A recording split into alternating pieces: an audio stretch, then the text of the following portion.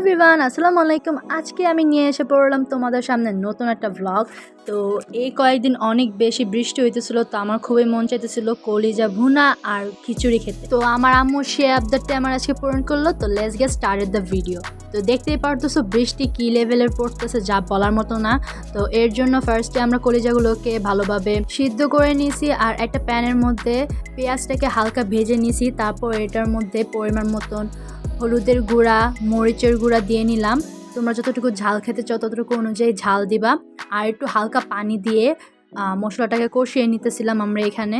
তো এখানে আমার আম্মু তারপর অ্যাড করে হচ্ছে রসুন বাটা পরিমাণ মতন, তারপর অ্যাড করা হয় পরিমাণ মতন আদা বাটা, পরিমাণ মতন সব কিছু তোমরা তোমাদের কম বেশি করে অ্যাড করে নিবা।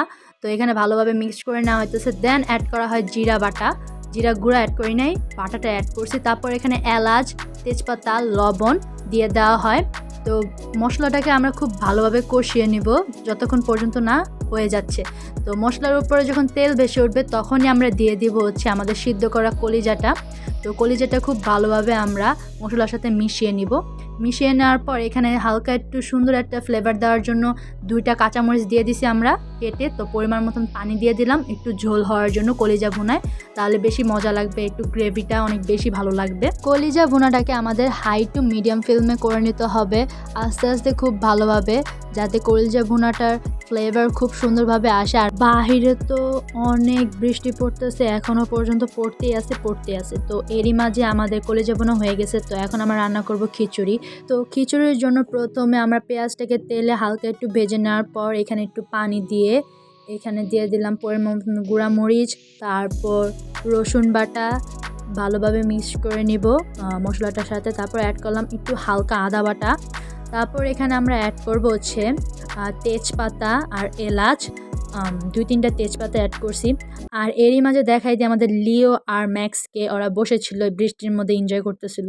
তারপরে আর কি আমরা এই মশলাটার মধ্যে আমাদের চাল ডালটা দিয়ে দিলাম, যেটা আমরা খুব ভালোভাবে ওয়াশ করে রাখছিলাম রান্না করার জন্য। তো এখানে অ্যাড করে দিলাম আবার 2-3টা কাঁচামরিচ। দেন আমরা আমাদের চালটাকে খুব ভালোভাবে ভেজে নেওয়ার পর এখানে গরম পানি দিয়ে দিলাম পরিমাণ মতন, পরিমাণ অনুযায়ী যতটুকু চাল নিবা ততটুকু অনুযায়ী পানি দিবা পরিমাণ মতো। তো আমরা এখানে এই যে আমাদের চালটা খুব ভালোভাবে বয়েলড হয়ে আসতেছে, খিচুড়িটা হয়ে যেতেছে আস্তে আস্তে ধীরে ধীরে। তো আমি একটু একটু করে দেখিয়ে দিতেছি তোমাদের সাথে। তো এখানে হয়ে আসার কিছুক্ষণ আগে আমরা একটু সুন্দর একটা ফ্লেভার আর গ্রান আসার জন্য এখানে অ্যাড করেছিলাম ঘি, তারপর ঢেকে দিলাম। তো এই যে আস্তে আস্তে আমাদের হয়ে যাচ্ছে খিচুড়িটা হালকা হালকাভাবে। আমরা ঝরঝরা খিচুড়ি করব, হালকা হালকা মাখা মাখা। তো ফাইনালি আমাদের খিচুড়ি রেডি হয়ে গেছে। তো এই যে আজকে প্ল্যাটার খুবই মজাদার, যা বৃষ্টির দিনের জন্য পারফেক্ট। তো আবার দেখি লিও চলে গেছে চালের মধ্যে, ওর কোনো কাজ কাম কিচ্ছু নেই। সত্যি কথা, ওর এত করে ডাকতেছি ঘরে আসার জন্য, ও আসবে না, ও বাহিরেই থাকবে। পরে বললাম থাক তুই বাহিরে। তো এই যে আমি খেতে বসে পড়লাম আমার মজাদার বৃষ্টির দিনের ক্রেভিংস, যেটা আমার খুবই বেশি পছন্দ, খিচুড়ি আর কলিজা ভুনা। আর মরিচ নিছি ঝাল ঝাল, তো আমার অনেক বেশি পছন্দ, 3টা তাও আবার পাকা মরিচ। তো এই যে আমার এখন দেখে তো এখনই খাইতে মন চাইতেছে, যা বলার মতন না। আমার মানে বৃষ্টির দিনে এগুলো একটু বেশি ভালো লাগে। তো এই যে আমি খাইতেছিলাম আর আমার আম্মুর হাতের কলিজা ভুনা, খিচুড়ি এগুলো তো জাস্ট ওয়াও হয়। আর খিচুড়ির সাথে কাঁচামরিচ না হলে চলে না, তা আমি তো আজকে কাঁচামরিচ নিই না, পাকা মরিচ নিয়েছি। তো পাকা মরিচটা জাস্ট মজা লাগতেছিল এই খিচুড়িটার সাথে, জাস্ট পারফেক্ট।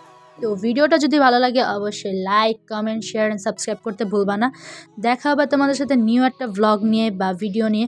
ততক্ষণের জন্য আল্লাহ হাফিজ এভরিওয়ান, ভালো থাকবা সবাই, সি ইউ এগেইন।